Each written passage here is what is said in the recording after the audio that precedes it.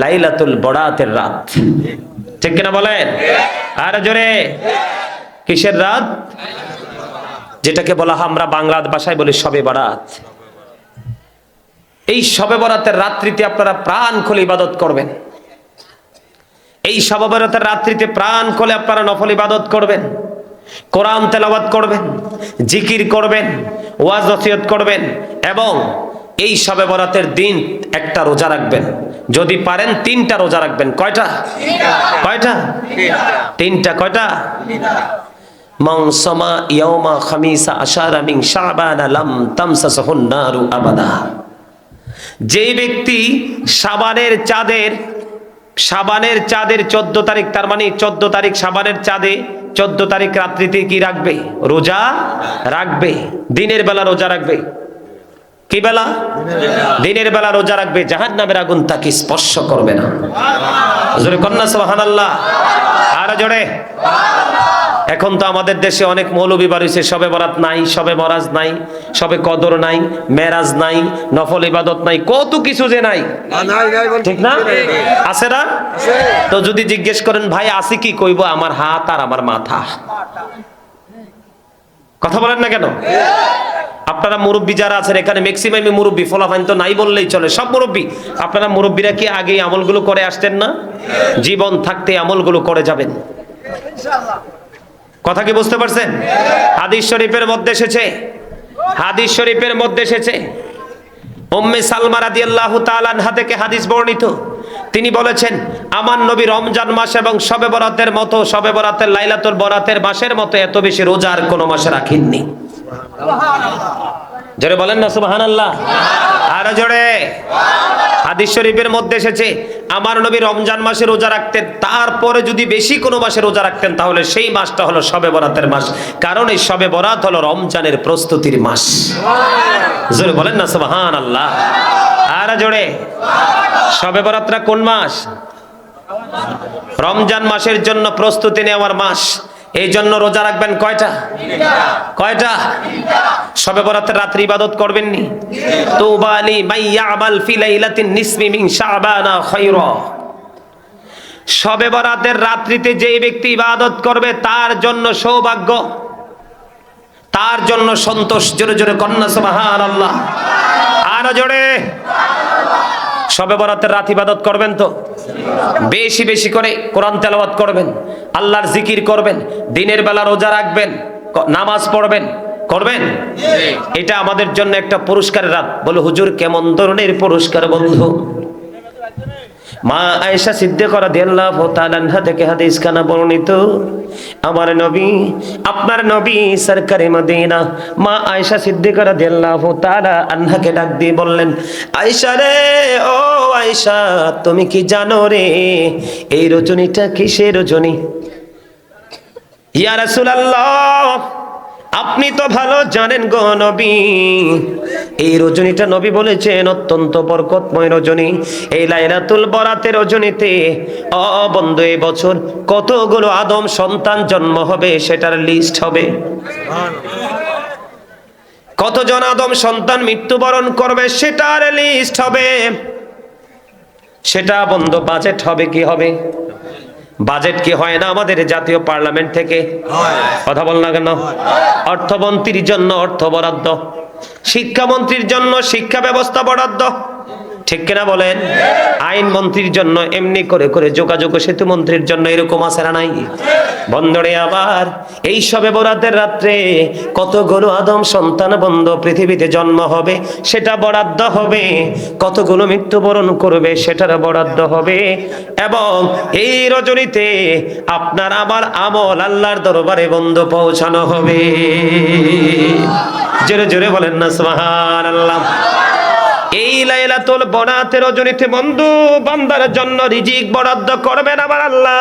হাদিস শরীফের মধ্যে এসেছে।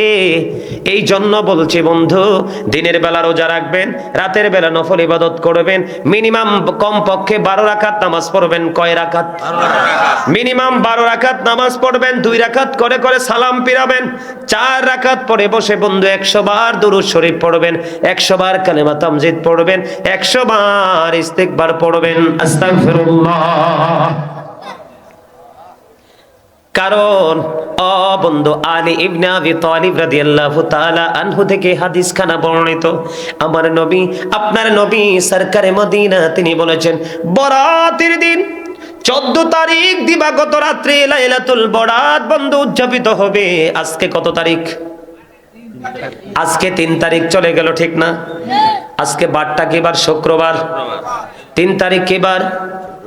আজকে শুক্রবার। 4 তারিখ, 5 তারিখ, 6 তারিখ, এরপরে 7 তারিখ মঙ্গলবার।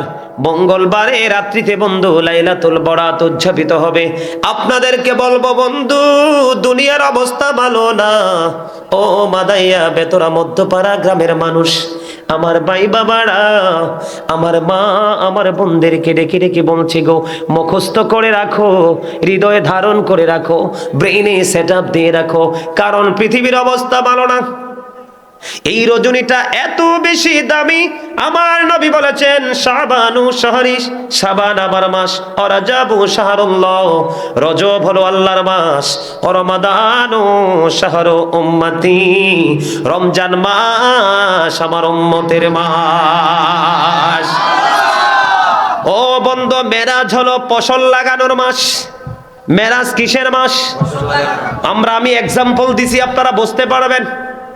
মেরাজ হলো ফসল লাগানোর মাস, শাবান হলো সেচ এবং কীটনাশক দেওয়ার মাস, আর রমজান মাস হলো ফসল কাটার মাস।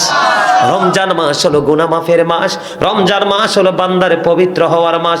আল্লাহ রাব্বুল আলামিন রমজানের পরিপূর্ণ রোজাগুলো রাখার পরে ও বন্ধু এক রাস্তা দিয়ে ঈদের জামাতে যাবে, আর এক রাস্তা দিয়ে সে তার গন্তব্যে পৌঁছাবে। সে একেবারে মাসুম নিষ্পাপ হয়ে তার ঘরে ঢুকবে। এই জন্য বলছি বন্ধু, শাবান মাস অত্যন্ত বরকতের মাস, ফজিলতের মাস। বন্ধু আমার দিকে তাকান, আমার নবী বলেছেন শাবানের মধ্যরাতে তোমরা রাতভর ইবাদত বন্দেগী করো, আল্লাহর জিকির করো, নফল ইবাদত করো। 2 রাকাত করে করে বন্ধু নফল নামাজ পড়বেন। কি এটা? বরকতের নামাজ। ও বন্ধু, বরকতের নামাজ। 2 রাকাত করে করে সালাম ফিরাবেন। 4 রাকাতের পরে সালাম ফিরিয়ে বসে 100 বার দরুদ শরীফ, 100 বার আস্তাগফিরুল্লাহ, 100 বার কালেমা তামজিদ। যদি কোনো কিছু নাও পারেন বন্ধু, ও বন্ধু, কমপক্ষে 100 বার দরুদ শরীফ পড়ে আপনি মুনাজাত দিবেন। কারণ বন্ধু, হযরতে আলী ইবনে আবি তালিব রাদিয়াল্লাহু তাআলা আনহু থেকে বর্ণিত, আমার নবী জানিয়ে দিয়েছেন এই বরাতের রাত্রিতে তোমরা অত্যন্ত আনন্দ উৎসবের সাথে ইবাদত করো, কারণ এই মাসের মধ্যে, এই রাতের মধ্যে তোমাদের রিজিক বরাদ্দ করা হবে, তোমাদের জীবনের আমল আল্লাহ রাব্বুল আলামিনের দরবারে পৌঁছানো হবে। এই জন্য বন্ধু, সূর্যটা যখন অস্ত যাবে, শাবানের চাঁদ যেদিন আমরা 14 তারিখ রাত্রিতে ইবাদত করব, কারণ 14 তারিখ সূর্য অস্ত যাওয়ার পর পরে কিন্তু 15 তারিখ শুরু, ঠিক কিনা বলেন? আমরা মনে করি দিন দিয়ে শুরু, না, আগের দিন দিয়ে বন্ধু শুরু। যখন এই সূর্যটা অস্ত যাবে, আল্লাহ রহমতের ফেরেশতারা ও বন্ধু দুনিয়ার আকাশে নেমে আসবে। এসে তারা ডেকে ডেকে বলবে, তোমরা আল্লাহর কাছে কেউ প্রার্থনাকারী আছো কি? প্রার্থনা করো, আল্লাহ তোমাদের প্রার্থনা কবুল করবে। কোন অসুস্থ মানুষ আছো কি? আল্লাহর কাছে দরখাস্ত করো, প্রার্থনা করো, আল্লাহ তোমাদেরকে শেফা দান করবে, তোমাদেরকে মুক্তি দান করবে। কোন বিপদগ্রস্ত মানুষ আছো কি? বিপদে পড়ে আছো, কোনোভাবেই তোমাদের বিপদ উদ্ধার হচ্ছে না, এই রজনীতে আমার আল্লাহকে ডেকে ডেকে বলো, আল্লাহ গো, বিপদে পড়ে আছি, বিপদ থেকে উদ্ধার করে দাও। এই লাইলাতুল বরাতের রজনীতে প্রাণ খুলে হৃদয় থেকে যখন আল্লাহকে ডাক দিবেন, আল্লাহ রাব্বুল আলামিন আপনাকে বিপদ মুক্ত করে দিবে। ও বন্ধু, বাংলাদেশের মানুষ ভাতের চাইতে বেশি খায় ঔষধ। মিথ্যা বলছি? আপনি দেখবেন প্রতিদিন নিত্যদিনের চাহিদা পূরণের জন্য মুদি দোকানে ভিড় জমাতে হয়। বর্তমান প্রেক্ষাপটে দেখবেন মুদি দোকানের চাইতে ডাক্তারের বন্ধু চেম্বারে সিরিয়াল লম্বা। আরো জোরে বলেন। এই বন্ধু লম্বা সিরিয়াল, তুমি অসুস্থ, তুমি ভালো হচ্ছ না, তোমার বেঁচে থাকার স্বাদ আছে, তুমি লাইলাতুল বরাতের রজনীতে রাত্র যত গভীর হবে, তোমার মালিকের সাথে তত বেশি প্রেমের বন্ধন তোমার শক্ত হবে, ঠিক কিনা বলে? ও বন্ধু, রাত্র যখন যত গভীর হবে সন্ধ্যায় সন্ধ্যায় ইবাদত করবেন না। আমি আপনাদেরকে বুদ্ধি শিখিয়ে দেই, প্রয়োজনে বন্ধু জোহরের নামাজ পড়ে গোসল করে কিছু খেয়ে লম্বা করে একটা ঘুম দিয়ে দিবেন, কারণ আগামী লাইলাতুল বরাত আসার আগে কি হয় জানা নাই। এই জন্য দিনের বেলা দরকার লাগলে একটু পরিশ্রমটা কম করবেন, পরিশ্রমটা কম করে কর্মটা কম করে বন্ধু যদি একটা রাত্রি আপনি যদি আল্লাহকে প্রাণ খুলে ডাকতে পারেন, আল্লাহ গো অভাবে পড়ে আছি, অভাব দূর করে দাও, আল্লাহ অভাব দূর করে দিবে। কারণ আমার নবীর জবানের কথা কোনোদিন মিথ্যা হতে পারে না, ঠিক কিনা বলে? ও বন্ধু, হাদিসগুলো কোনো বাংলা ইতিহাস নয়, বাংলা কোনো গল্প নয়, কোনো না কোনো নাটকীয় কাল্পনিক কোনো গল্প নয়। ও বন্ধু, আমার নবীর জবান মোবারকের কথাই হলো আল্লাহর কথা। আল্লাহ রাব্বুল আলামিনের সকল মেসেজ আমার নবীর মাধ্যমে আল্লাহ পৌঁছায়া দিবেন, ঠিক কিনা বলেন? আর জোরে বন্ধু, অসুস্থ আছেন, আল্লাহর কাছে প্রাণটা বড় ডাক দিয়ে বলবেন, আল্লাহ গো, ও আল্লাহ, আমি তো অসুস্থ, অসুস্থভাবে বাঁচতে চাই, আল্লাহ আপনাকে সুস্থ করতে পারে কি পারে না? ওয়াল্লাহু খায়রুল মাকিরিন, শ্রেষ্ঠ কৌশলের মালিক হলো আমার আল্লাহ। আল্লাহ যদি বলে কোন ভালো হয়ে যাও, ফায়াকুন, সঙ্গে সঙ্গে ভালো হয়ে যাব। অনেক বাবা মা আছে সন্তান উপযুক্ত হয়ে আছে, বিয়ে দিতে পারেন না, এটা এই মানুষের জন্য সুবর্ণ সুযোগ। অনেক বাবা মা আছে ছেলেকে বিয়ে দিতে পারে না, মেয়েকে বিয়ে দিতে পারে না। বন্ধু, আমি হাদিস শরীফের যে মূল মর্মমূল ভাষা, সেই ভাষাটা আপনাদের কাছে প্রয়োগ করছি। ছেলে মেয়েকে বিয়ে দিতে পারেন না, বিপদে পড়ে আছেন, লাইলাতুল বরাতের রজনীতে সেজদা দিয়ে আমার আল্লাহকে ডাকেন, নফল ইবাদত করে আমার আল্লাহকে ডাকেন, কারণ আমার আল্লাহ আপনারে দরখাস্ত মঞ্জুর করে নিবে। কারণ বন্ধু, আমার নবী সেই মেসেজ দিয়েছেন, এটা আমরা কোনো মুখস্থ করে বলছি না। অভাবে পড়ে আছেন বন্ধু, আল্লাহকে ডাকেন, আল্লাহ অভাব দূর করে দেবে, ঠিক কিনা বলেন? আর আমি আপনাদেরকে বলবো, লাইলাতুল বরাতের রজনীতে বন্ধু, আপনারা আপন স্বজন যারা কবরে আছে না নাই? দাদা দাদি নানা নানি পূর্বপুরুষ আত্মীয় স্বজন কবরে আছে না নাই?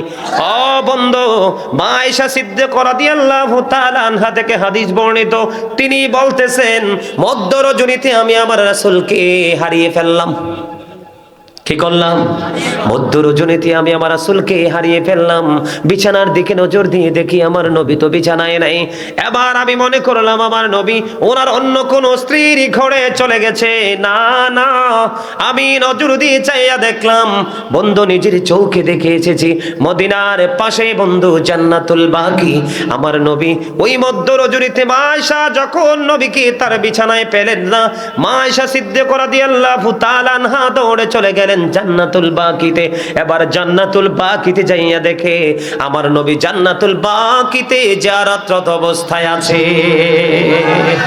জোরে জোরে বলেন না সুবহানাল্লাহ। আল্লাহু আকবার, আল্লাহু আকবার। নারে রিসালাত কলে বলেন, নারে রিসালাত, ইয়া রাসূলুল্লাহ, নারে রিসালাত, ইয়া রাসূলুল্লাহ। কারণ আল্লাহর নারায়ে তাকবীরের স্লোগান দিলে নারায়ে রিসালাতকে দিতে হবে, রাসূলকে বাদ দেওয়ার সুযোগ নাই। আসেনি কোন জায়গা থেকে রাসূলকে বাদ দেওয়ার? আপনি নামাজে যান, যেখানে সুন্নত সেখানে ফরজ, যেখানে ফরজ সেখানেই সুন্নত। আপনি রমজান মাস আসতেছে দেখেন না, রমজান মাস যে আসতেছে দেখেন, দিনের বেলা রোজা রাখা ফরজ, রাতের বেলা তারাবি পড়া সুন্নত। তার মানে আল্লাহ আল্লাহর হাবিব ভাগ করে নিয়েছেন। আল্লাহ যেখানে সেখানে আল্লাহর হাবিবকে আসন রেখেছেন। তো এই জন্য কোন জায়গা থেকে আমরা রাসূলকে জুদা করব না, বরং রাসূলকে বেশি ভালোবাসবো। রাসূলকে বেশি ভালোবাসলেই আল্লাহর ভালোবাসা হয়ে যায়। বন্ধুরে আমার কথা কি বুঝতেছেন? আমার নবী লাইলাতুল বরাতে এত বেশি রোজা রাখতেন। আপনারা 3টা রোজা রাখবেন, কয়টা? মানসামা ইয়াউমা খামিস আশারা মিন শাবান লাম তামসাসহুন নারু আবাদা। আমার রাসূল বলে দিয়েছেন, যে শাবানের চাঁদে দিনের বেলা একটা রোজা রাখবে, কয়টা? একটা রোজা রাখবে। একটু আগে তো ভালো ছিল, এটা ঠিক করে দাও না। দিনের বেলা শবে বরাতের দিন একটা রোজা রাখবে, জাহান্নামের আগুন তাকে স্পর্শ করবে না। জোরে জোরে বলেন না সুবহানাল্লাহ। রাখবেন নি সবাই রোজা? আমার বাড়িতে দাদি আছে, চাচি আছে, মা আছে, খালা আছে, আপনারা ওয়াজ শেষ করে যাবেন। তবে আপনাদেরকে মঙ্গলবারে লাইলাতুল বরাত উদযাপিত হবে। মঙ্গলবারে নয় বন্ধু, রবিবারে রাত্রে ভাত খাবেন, সেহরি খাবেন। কোন বার? রবিবারে রাত্রে সেহরি খাবেন, সোমবারে একটা রোজা রাখবেন, মঙ্গলবারে একটা রাখবেন, বুধবারে একটা রাখবেন, 3টা রোজা রাখবেন। কারণ এই রোজাগুলো রাখা মুস্তাহাব। জোরে জোরে সুবহানাল্লাহ। আর একটু মহব্বতে পড়েন না সুবহানাল্লাহ। সুবহানাল্লাহ বললে কি কষ্ট হয়? সুবহানাল্লাহ তো আল্লাহর জিকির। আল্লাহ বলেছেন ফাযকুরুনি আযকুরুকুম, remember me then I will remember you. তোমরা আমাকে স্মরণ করো, আমি তোমাদেরকে স্মরণ করব। হুজুর কিভাবে স্মরণ করব? ফাযকুরুল্লাহ কিয়ামা, দাঁড়িয়ে আল্লাহর জিকির করো, ও কুউদা, বসে আল্লাহর জিকির করো, ওয়া আলা যুনুবিকুম, শুয়ে শুয়ে আল্লাহর জিকির করো। হযরত আবু সাঈদ খুদরি রাদিয়াল্লাহু তাআলা আনহু থেকে হাদিস খানা বর্ণিত, আমার নবী বলেছেন তোমরা যখন জিকির করবে এমন ভাবে জিকির করো মানুষে দেখলে যেন তোমাদেরকে পাগল বলে। কি বলে? পাগল বলে। পাগলের মতো জিকির করতে হবে, তবে বেয়াদব পাগলের মতো নয়। কারণ জিকির অন্তর দিয়েও করা যায়, জবান দিয়েও করা যায়। তবে অন্তর এবং জবান দুইটা মিলিয়ে যেই জিকির করা হয় সেইটা হলো সবচেয়ে উত্তম জিকির। এখন বলে হুজুর জিকির কোনটাকে বলে? সুবহানাল্লাহ বলেন আল্লাহর জিকির, আলহামদুলিল্লাহ বলেন আল্লাহর জিকির, লা ইলাহা ইল্লাল্লাহ বলেন আল্লাহর জিকির, আল্লাহু আকবার বলেন আল্লাহর জিকির। কাউকে ভালো কাজের জন্য উৎসাহ দিবেন, এটা আল্লাহর জিকির। কেউ যখন অন্যায় করবে অন্যায়ের প্রতিবাদ করবেন, অন্যায়কে প্রতিহত করার জন্য চেষ্টা করবেন, এটাও আল্লাহর জিকির। কারণ love for Allah and hate for Allah, ভালোবাসাও আল্লাহর জন্য, আবার ঘৃণাও আল্লাহর জন্য। ঠিক কিনা বলেন? মন্দ লোককে ঘৃণা করব, আমার আল্লাহ খুশি হবে। ইমানদারকে ভালোবাসবো, আমার আল্লাহ খুশি হবে। এটা বুঝে বুঝে চালাকি করে করে আল্লাহ পর্যন্ত পৌঁছাতে হবে। ঠিক কিনা বলেন?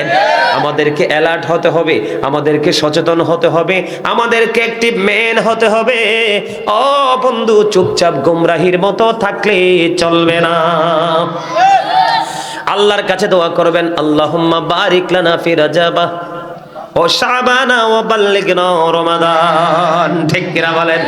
আল্লাহ গো আমাদেরকে রজব মাসের, শাবান মাসের বরকত দান করো এবং রমজান পর্যন্ত আমাদেরকে পৌঁছায়া দাও। জোরে জোরে সুবহানাল্লাহ। ও বন্ধু, অত্যন্ত বরকতময় রজনী, লাইলাতুল বরাতের রজনী। আমার ওয়াজ কি আপনারা মনে রাখবেন? আপনি ওই রাত্রিতে আল্লাহর কাছে যা দরখাস্ত করবেন তাই আল্লাহ কবুল করবে। আল্লাহ রাব্বুল আলামিনের কমপক্ষে 300 রহমতের দুয়ার সেদিন খুলে দিবে। কয় শত? কমপক্ষে 300 রহমতের দুয়ার খুলে দিবে আল্লাহ। আল্লাহর বান্দার জন্য রহমত সার্ভিস দিবে, বিলিয়ে দিবে। এই জন্য বলছি বন্ধু, সারা জীবন ঘুমাবেন 365টা রাত্রের মধ্যে, সারা 364টা রাত্রি আপনি ঘুমাতে পারবেন। একটা রাত্র আগামী 7 তারিখ মঙ্গলবার লাইলাতুল বরাতের রাত্র, আমি আপনাদেরকে হাত জোর করে বলবো এই রাত্রটাকে আপনারা উদযাপন করবেন, দিনের বেলা রোজা রাখবেন। মিডিয়ার মাধ্যমে গোটা পৃথিবীর বুক থেকে আমার যে ভাই বাবারা, আমার মা বোনের আলোচনা শুনবেন, সবাইকে বলবো আমাদের দেশে দিন, এখন আমাদের দেশে রাত, আমেরিকা লন্ডনে দিন। এইরকম মিলিয়ে মিলিয়ে বিভিন্ন দেশে, ইউরোপ থেকে বন্ধু এশিয়া পর্যন্ত, ছোটখাটো দেশ পর্যন্ত আমি আমার মিডিয়ার মাধ্যমে ভাই বাবা সবাইকে বলবো আপনারা সবাই লাইলাতুল বরাতে উদযাপন করবেন, দিনের বেলা রোজা রাখবেন, রাতের বেলা আল্লাহর জিকির করবেন, নফল ইবাদত করবেন, কোরআন তেলাওয়াত করবেন, আপন স্বজন যারা তাদের কবরের পার জিয়ারত করবেন। অনেকে বলে যে ঘরে বসে বসে ফাতিহা শরীফ, ইখলাস শরীফ পড়লেই তো জিয়ারত হয়ে যায়। জিয়ারত মানে হলো সাক্ষাৎ করা, পরিদর্শন করা। ঠিক কিনা বলেন? আপনি আজ জিয়ারা মানে সাক্ষাৎ করা, কি করা? আপনি যদি কবরের পারে না যান তাহলে জিয়ারত হবে না। ঠিক কিনা বলেন? আমার নবী যদি মদ্দুর জুড়িতে জান্নাতুল বাকিতে গিয়ে জিয়ারত করতে পারে, ও বন্ধু 1,24,000 নবী রাসূলের মধ্যে 8টা নবীকে আল্লাহ স্বর্গীয় উপাধি দিয়েছেন।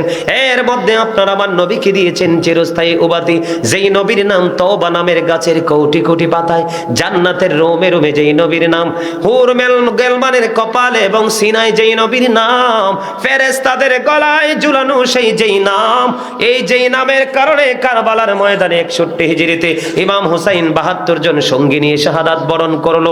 এই কালেমার তাজেশি টাওয়ারে রহমতে যুগে যুগে মানুষগুলো বন্ধু ইমানের সুশীতল ছায়া তলে আসবে। ঠিক কিনা বলেন? আমার নবী যদি জান্নাতুল বাকিতে গিয়ে জিয়ারত করতে পারে, আমাদের জিয়ারত করা উচিত কিনা? বেশি করে কবরের পারে যাবেন। এখন কিছু ভণ্ড মৌলবী বের হইছে, পড়াশোনা ভালো নাই, তারা বলে কবর জিয়ারত করতে হবে না। আপনাদের এলাকায় মনে হয় নাই, আমাদের অনেক দেখি কবর জিয়ারত করতে গেলে অনেকেই বলে কবর পূজা করতে গেছে, আছে না নাই? আমি আপনাদেরকে বলবো, আমার নবী প্রথম দিকে কবর জিয়ারত করতে নিষেধ করেছিলেন, পরে আমার নবী আবার বলেছেন তোমরা কবর জিয়ারত করো, কারণ কবর জিয়ারত যখন করবা তোমার মৃত্যুর কথা মনে হবে, তুমিও যে ওই পথযাত্রী হবে সেটা তোমার মাথায় ঢুকবে, তোমার মনের করে একটু ভয় ঢুকবে, আল্লাহ রাসূলের কথা মনে হবে, তুমি সফট হয়ে যাবে, তুমি নমনীয় হয়ে যাবে। তোমার মধ্যে এমনও হতে পারে কবরের সিমটম দেখে বন্ধু, যেমন লাইলাতুল বরাতের রাত্রে যদি কেউ জিয়ারত করতে যায়, কবরস্থানে কোনো বাতি থাকেনি, অন্ধকার, মুমিন যারা আল্লাহর প্রিয় বান্দা যারা, তারা চিন্তা করবে মনিব আমার মা বাবাই গোর অন্ধকার জঙ্গলে শুয়ে আছে, আমিও তো সেখানে থাকতে হবে। এই ভয় যদি কোনো মানুষের অন্তরে ঢুকে, চিন্তা যদি ঢুকে, আমার মনে হয় সকাল থেকে তার জীবনটা বদলে যাবে। এই জন্য নবী বলেছে কবরে বেশি বেশি আসা যাওয়া করো। ঠিক কিনা বলে? বন্ধুরে আমার, কবরের পারে যাবেন, ফাতিহা পড়বেন, ইখলাস শরীফ পড়বেন, কোরআন শরীফের অন্য আয়াতে কারিমা জানা থাকলে সূরা পড়বেন, দুরুদ সালাম পড়বেন, দাঁড়িয়ে দাঁড়িয়ে কোরআন তেলাওয়াত করবেন, আপনার আপন স্বজনের জন্য সওয়াব রেসানি করবেন। ঠিক কিনা বলে?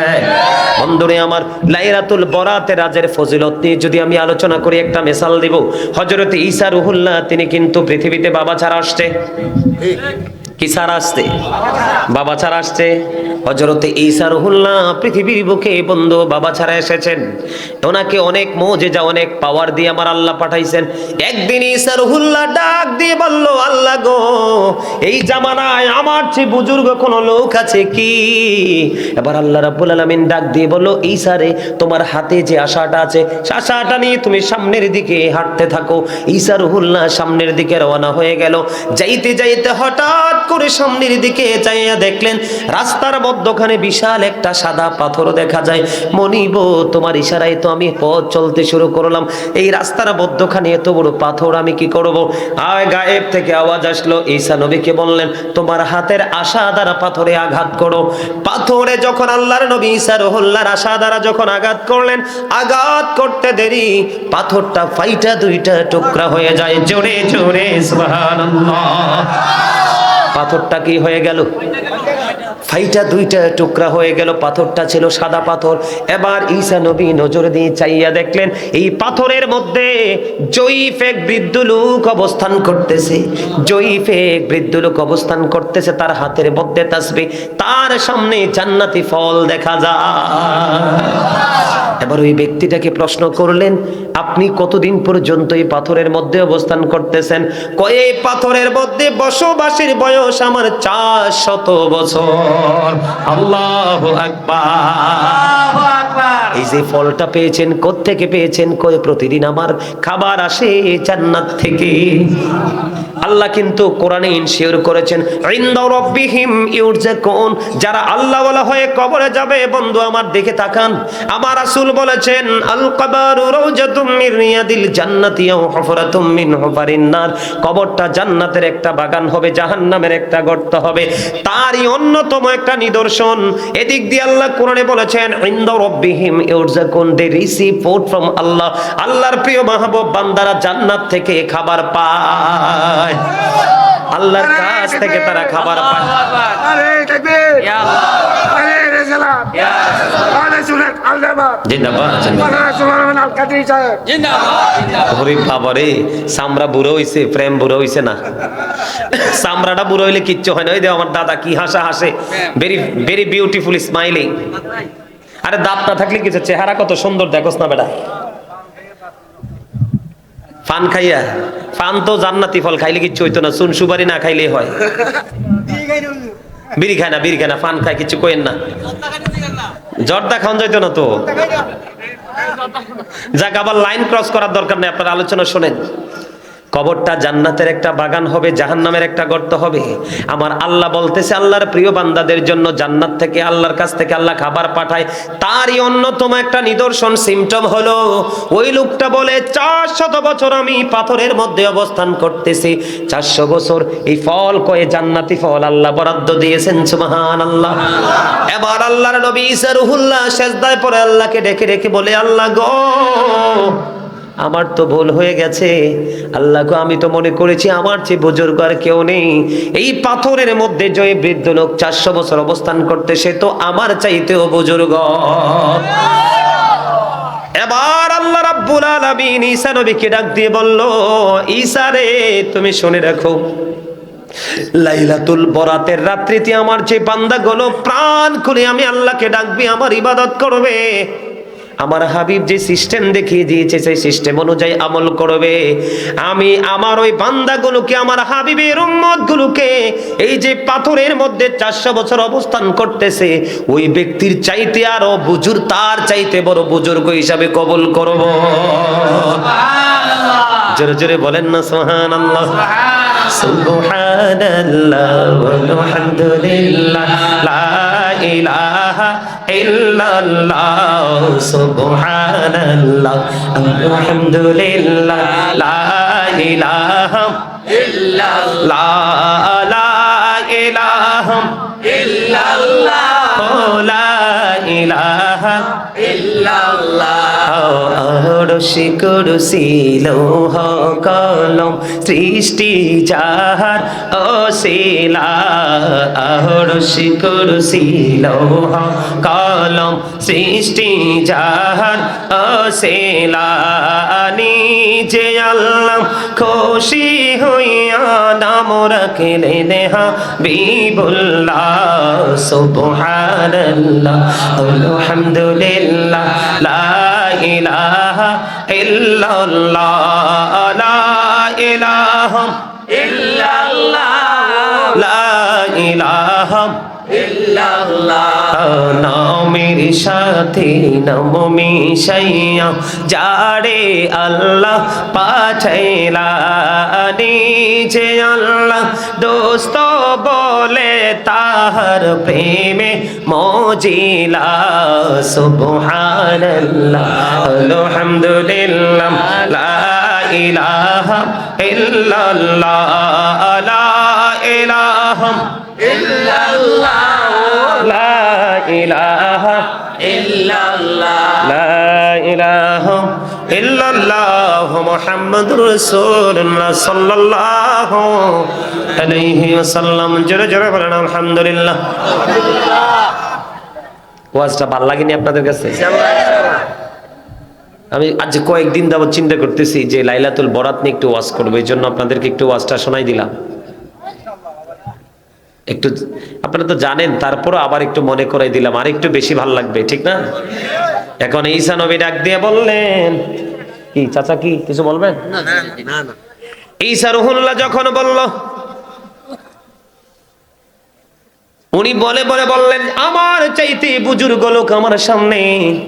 আল্লাহ ডাক দিয়ে বললেন, ঈসা রে, আমার হাবিবের উম্মত গুলো যদি লাইলাতুল বরাতের রজনীতে এমনি করে নির্দেশ অনুযায়ী আমল করতে পারে, তাহলে ওই ব্যক্তির চাইতে বুজুর্গ বলে আমি আমার হাবিবের উম্মত গুলোকে কবুল করে নিব। এবার ঈসা নবী একটা ডাক দিয়ে বলে, আল্লাহ তুমি যদি আমাকে নবী না বানাইয়া আখিরে নবীর উম্মত যদি বানাইতা, আমি ধন্য হতাম। এই সবে বরাত অত্যন্ত নিয়ামতের একটা রাত, ভাগ্য রজনী। আপনার রিজিক বরাদ্দ হবে, আপনার আমল আল্লাহর দরবারে পৌঁছে যাবে। বেশি করে জিকির করবেন। কি করে? বেশি করে জিকির। নামাজ হলো আল্লাহর জিকিরের জলসা। নামাজ কি? আল্লাহর জিকিরের জলসা, যেটা একই জায়গায় দাঁড়িয়ে এবং বসে সব মন্ড করা হয়, এটা হলো আল্লাহর জিকিরের জলসা। আর হজ হলো আল্লাহর জিকিরের জুলুস, যেটা বিভিন্ন জায়গা পরিদর্শন করে সম্পন্ন করতে হয়। করবেন না? নামাজ পড়বেন তো? মনে যতক্ষণ চাই ততক্ষণ নামাজ পড়বেন। দুরুদ পড়বেন, জিকির করবেন, কিয়াম করবেন, জিকির বেশি করবেন, দুরুদ বেশি পড়ে করবেন। হযরতে আনাস রাদিয়াল্লাহু তাআলা আনহু থেকে বর্ণিত হাদিসখানা এসেছে দাইলামি শরীফের মধ্যে। আমার নবী, আপনার নবী, দো জাহানের বাদশা নবী জানিয়ে দিয়েছেন, কেউ যদি মদিনাওয়ালার সাথে প্রেমের ডুরি লাগাইয়া প্রতিদিন 1000 বার দুরুদ পড়তে পারে, জান্নাত না দেখা পর্যন্ত তার মরণ হবে না। তাহলে এই যে বরকতের রাত, কি এই রাতকে ইন্না আনজালনাহু ফি লাইলাতিল মুবারাকাহ, ঠিক কিনা বলে? বরকতের রাত। এই বরকতের রাত্রিতে বেশি বেশি করে নবীর দুরূদ পড়বেন, কারণ নবীর দুরূদে আল্লাহ পর্যন্ত পৌঁছা যায়, ঠিক কিনা বলেন?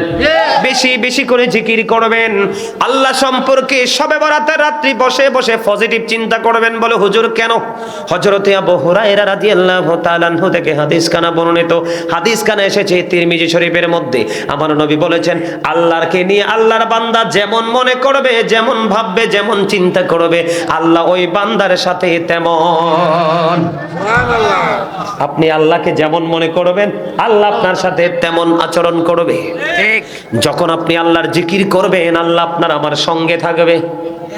যখন বান্দা জিকির করতে করতে আল্লাহর দিকে 1 বিঘা পরিমাণ এগিয়ে যাবে, হাদিস শরীফ প্রমাণ করে আমার আল্লাহ বান্দার দিকে 1 গজ পরিমাণ এগিয়ে আসে। আপনাদের এই মসজিদ আছে না?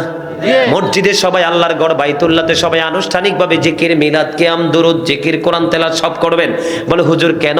আমার নবী জানিয়ে দিয়েছেন, কোন বান্দা যখন কোন মজলিসে, কোন জলসায় আল্লাহর জিকির করে, আল্লাহ ডেকে ডেকে বলে, আমি আমার ওই বান্দার জিকির তার চাইতে উত্তম জলসাই করি। বন্ধুরে আমার, বান্দা যখন আল্লাহর দিকে এক হাত পরিমাণ এগিয়ে যায়, বান্দার দিকে আল্লাহ 2 হাত পরিমাণ এগিয়ে আসে। বান্দা যখন আল্লাহর দিকে হেঁটে হেঁটে যেতে চায়, আল্লাহ আল্লাহর বান্দার দিকে বন্ধু দৌড়ে চলে আসে। এই জন্য বলছি, এই লাইলাতুল বরাতের রাত্রিতে বন্ধু আবারও বলছি, কোরআন তেলাওয়াত করবেন, আল্লাহর জিকির করবেন, নফল ইবাদত করবেন, দিনের বেলা রোজা রাখবেন। একটা রোজা যদি আপনি বরাতের দিন রাখতে পারেন, জাহান্নামের আগুন আপনাকে কখনোই স্পর্শ করবে না। আর জোরে বলেন না সুবহানাল্লাহ। আল্লাহ যেন আমাদেরকে লাইলাতুল বরাতকে প্রাণ ভরে দিন এবং রাত্রিকে উদযাপন করার তৌফিক দান করে, সকলে বলেন আমিন। আর জোরে বলেন আমিন। আর একটু মহব্বতে তাবারুক আছে না? তাবারুক নাই? তাহলে সব তো সাচ্চা লোক, সব সাচ্চা। আপনাদেরকে আমি একটা কথা বলি, আপনাদের মাহফিলে কিন্তু মুরব্বী মানুষ বেশি, ফোলাফাই নাই। তোমরা যেই থাকাটা আসো না, আমি তো তোমরা ফলো করতেছি। আমি করি জিকির, তোমরা করো ঢং। তোমরা এরকম থাকা আসো, এই থাকা দিয়ে লাভ নাই তোরে ভাই। নমনীয়তার সাথে, কারণ এই জিকির আল্লাহর। কার? আল্লাহ। কার? দরুদ কার? নবীর প্রেমের দরুদ। আল্লাহ এবং আল্লাহর হাবিবকে জীবনের চাইতে বেশি ভালোবাসতে হবে। নবীকে যদি আপনি জীবনের চাইতে বেশি ভালোবাসতে না পারেন, তাহলে কখনোই আপনি ইমানদার নন। তা আমি নবীর প্রেমের দুরূদ পড়ি, আপনি হাসেন, তো আপনি কি উম্মত হইলেন? মনে রাখবেন, কিয়ামতের দিন নবী যার পক্ষে সুপারিশ করবে, তার নসিবে শাফায়াত জুটবে। নবী যার পক্ষে কথা বলবে না, তার সুপারিশ, তার নসিবে নেয়ামত জুটবে না। কারণটা হলো, I am from the light of Allah and everything has been created from my light. রাসূল বলতেছেন, আমি হলাম আল্লাহর নূর থেকে, সৃষ্টির প্রত্যেকটা বস্তু আমি নবীর নূর থেকে। সুবহানাল্লাহ। জোরে কন্না সুবহানাল্লাহ। The very first thing Allah created was my light. আমি ওই সময় নবী যখন আদম ছিল দেহ এবং রূহের মাঝে।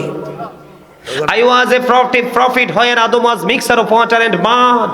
আমি ওই সময় নবী যখন আদম ছিল কাদা মাটির মাঝে। জোরে কন্না সুবহানাল্লাহ। Allah is all in all. Follow his law and light for eternal success. আল্লাহ সব কিছু, ঠিক কিনা বলে? কিন্তু ফলো করতে হবে কাকে? নবীকে। নবীর কাছে যে আল্লাহ যে বিধান দিয়েছে, সেই বিধানকে, তাহলে আপনি চিরস্থায়ী সফলতা অর্জন করতে পারবেন। সচেতন হতে হবে, এলার্ট হতে হবে, সবসময় খামখেয়ালি করা যাবে না। আমি আপনাদেরকে বলি, আপনারা যারা বাবা হয়েছেন, এখানে মুরব্বী মানুষ, আপনাদের এলাকার ছেলেরা কিন্তু ভেরি উইক, অনেক দুর্বল। কেন জানেন? ওই লাস্টে কিছু ছেলে আছে মোটামুটি, ওই যে কর্নারে তো আছে কিছু ছেলে, কিন্তু কিন্তু এইরকম তো থাকার কথা ছিল না, আপনাদের চাইতে বেশি থাকার কথা ছিল তাদের। কারণ এখন বাংলাদেশে মুরব্বীর সংখ্যা কম, যুবকদের সংখ্যা বেশি। কথা বলেন না কেন? আপনাদের এলাকার ছেলেরা কিন্তু স্ট্রং নয়, তারা অ্যাক্টিভ নয়, এটার জন্য আপনারা দায়ী। বলো হুজুর কেন আপনারা দায়ী? সন্তান যত বড়ই হোক, মা বাবার কাছে ছোট্ট মাসুম বাচ্চা। মাস্টার হয়তো শাসন করবে না, আমার স্টুডেন্ট বড় হয়ে গেছে, এলাকার মুরব্বীরা কথা বলবে না, আব্দুর রশিদের ছেলেটা বড় হয়ে গেছে, কিন্তু মা বাবার কাছে কোনোদিনও সন্তান বড় না। সারা জীবনই সন্তান মায়ের কাছে বাবার কাছে দোলনায় যেমন তেমন। ঠিক কিনা বলে? সম্মানিত উপস্থিতি, আপনাদের মধ্যে কিছু হিসাব নিকাশের গরমিল আছে। সেই গরমিলের মধ্যে আমি ছোট্ট একটা হাদিস শরীফ আপনাদেরকে বলবো। আমার নবী, আপনার নবী সরকারে মদিনা, তিনি বলেছেন পিতামাতাকে দায়িত্ব দিয়েছেন। এই জন্য আমি প্রায় সময় বলি, every parent should take care their children very carefully. প্রত্যেকটা পিতামাতার উচিত তাদের সন্তানের দায়িত্ব যত্ন সহকারে পালন করা। আর আমরা সন্তান হিসাবে আমাদের উচিত we should obey our parents. আমাদের প্রত্যেকের উচিত আমাদের পিতামাতাকে মান্য করা। কেননা paradise of the child under the feet of the mother. মায়ের পায়ের নিচেই সন্তানের জান্নাত। ইন্নাল জান্নাতা তাহতা আকদামিল উম্মাহাতিকুম। মায়ের পায়ের নিচে, তোমাদের মায়ের পায়ের নিচেই তোমাদের জান্নাত। রাসূলকে যখন প্রশ্ন করা হলো, উত্তম ব্যবহার আমার কাছ থেকে কে বেশি পাবে? তোমার কি অন্তরে কি প্রেমের জোয়ার আসছে? প্রেম প্রেম ভালোবাসা মনে হয়েছে? কার কথা মনে হয়েছে? রাসূলকে যখন প্রশ্ন করা হলো আমার কাছ থেকে সবচেয়ে ভালোবাসা কে পাওয়ার হক বেশি, রাসূল বললেন ক্বালা উম্মুকা, তোমার মা, ইউর মাদার। রাসূলকে আবার প্রশ্ন করা হলো ক্বালা সুম্মা মান, তারপরে কে? রাসূল বললেন ক্বালা উম্মুকা, তোমার মা, ইউর মাদার। রাসূলকে আবার প্রশ্ন করা হলো ক্বালা সুম্মা মান ইয়া রাসূলুল্লাহ, নেক্সট কে?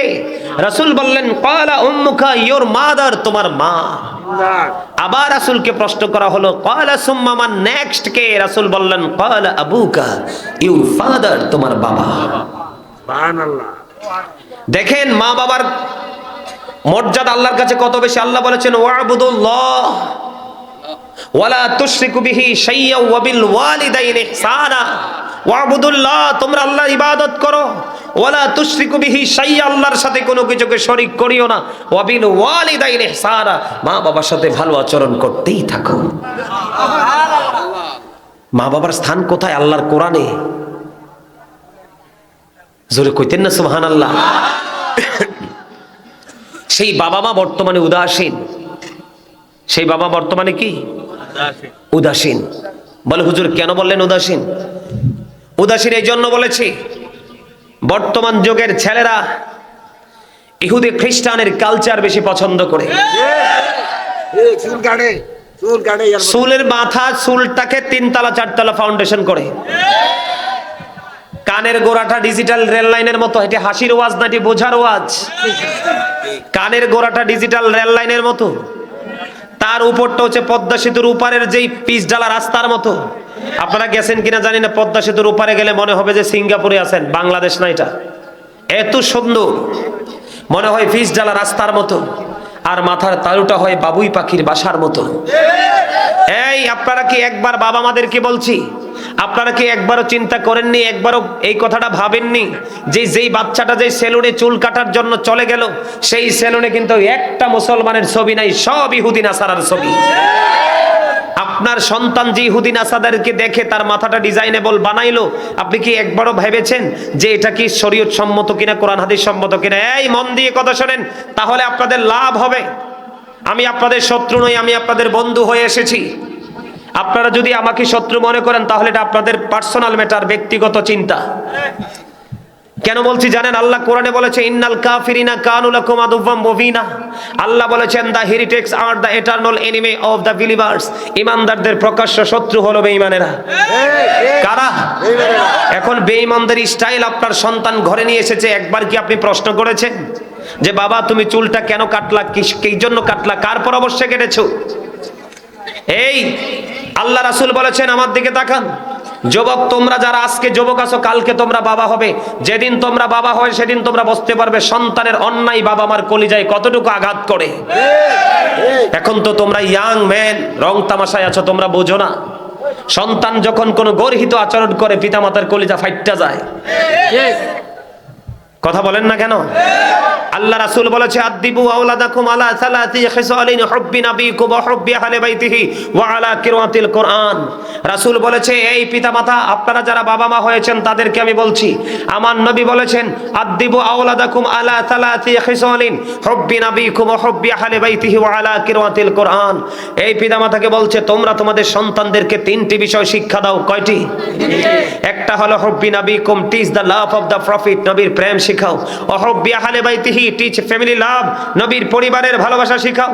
আমার রাসূল বলেছেন আলা কিরাতিল Quran, learn to recite the holy Quran, Quran তেলাওয়াত শিখাও। কয়টা বাবা মা শিখিয়েছেন, সেই ট্রেনিং সন্তানকে দিয়েছেন? দেননি। কি জবাব দিবেন আল্লাহর কাছে? খালাকাল জিন্না ওয়াল ইনসা লিয়াবুদুন, জিন এবং মানুষকে আল্লাহর ইবাদতের জন্য সৃষ্টি করেছে।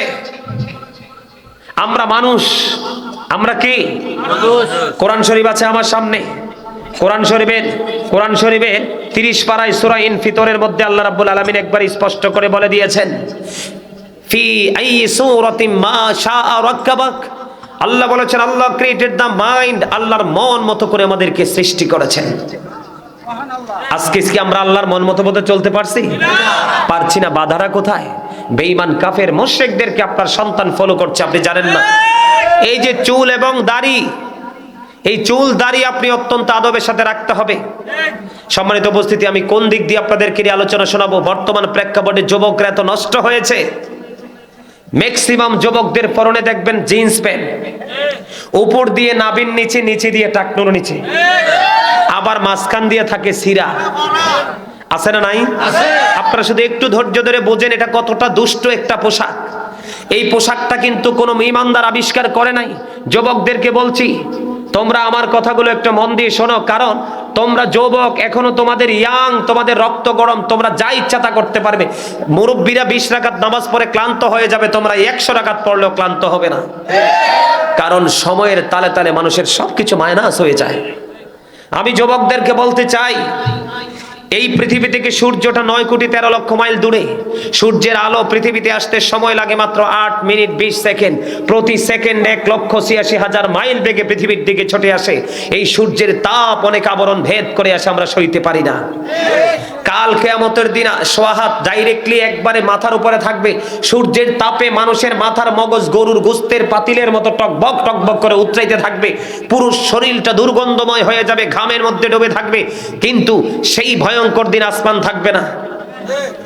থাকবে? আসমান ভেঙ্গে চৌচির হয়ে যাবে। সেদিন আসমান থাকবে না, শুধুমাত্র থাকবে আল্লাহর আরশ। আল্লাহর হাবিব বলেছেন সেই দিন আল্লাহর আরশের ছায়ার নিচে 60টা দলকে আল্লাহ জায়গা করে দিবে।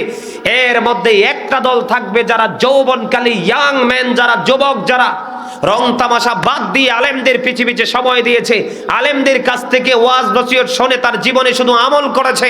আল্লাহ রাসূল বলেছেন, যুবকেরা তোমরা শোনো, তোমাদের জন্য গুড নিউজ, যে সেই ভয়ঙ্কর দিন এত ভয়ঙ্কর হবে, এত ভয়ঙ্কর পরিস্থিতি হবে। মা আয়েশা সিদ্দিকা রাদিয়াল্লাহু তাআলা আনহা আমার নবীকে প্রশ্ন করেছিল, নবী গো, কাল কিয়ামতের দিন নারী পুরুষ কি উলঙ্গ থাকবে গো নবী? এবার আমার নবী বললেন, নারী পুরুষ কারো পরনে পোশাক থাকবে না, তারা ল্যাংটা হয়ে উলঙ্গ হয়ে উঠবে। নবী গো, তারা কি নারী পুরুষ একজন আরেকজনের দিকে নজর দিবে না? আমার নবী বলেছেন, আয়েশা রে, ও আয়েশা শুনে রাখো, ওই দিনটা এত ভয়ঙ্কর, এত বিপজ্জনক হবে রে, কেউ কারো দিকে নজর দেওয়ার মতো কোনো সুযোগ থাকবে না। এত ভয়ঙ্কর হবে, এত বিপজ্জনক হবে বন্ধু। কিন্তু যুবকের দল, তোমরা যারা বসেছ, একটু হাসো আর যাই করো, অন্য যুবকদের চাইতে তোমরা উত্তম। কারণ অন্য যুবকরা ফেসবুক নিয়ে, টুইটার নিয়ে, ইনস্টাগ্রাম নিয়ে, ফেসবুক নিয়ে পড়ে আছে ঘরে। কিন্তু তোমরা তোমরা যদিও হেসেছ, তোমরা যদিও অমনোযোগী ছিলে, তারপরে ওদের চাইতে তোমরা দামি। বলে হুজুর কেমনে আমরা দামি? কারণ মানুষের পবিত্র কাজের ক্ষেত্রে সবচেয়ে বড় বাধা হলো মানুষের জীবনে শয়তান। শয়তান হিন্দু, খ্রিস্টান, বৌদ্ধ, ইহুদি, নাসারার কাছে কোনোদিনও যাবে না, কারণ তারা এমনিতেই জাহান্নামী। শয়তানের কাজ হলো মানুষকে জাহান্নামী বানানো। ইমানদাররা যখন আমল করতে চাইবে, শয়তান তাদেরকে বাধা দেওয়ার চেষ্টা করবে। যুবক তোমরা যারা আজকে, অন্য সকল যুবক ঘরে ঘুমিয়ে আছে, তাবারুক নাই, আমি মনে করেছি তাবারুক আছে, তাবারুকের নেশায় তোমরা বসেছো। না না, তোমাদের মানসিকতা অত্যন্ত সুন্দর, অত্যন্ত চমৎকার।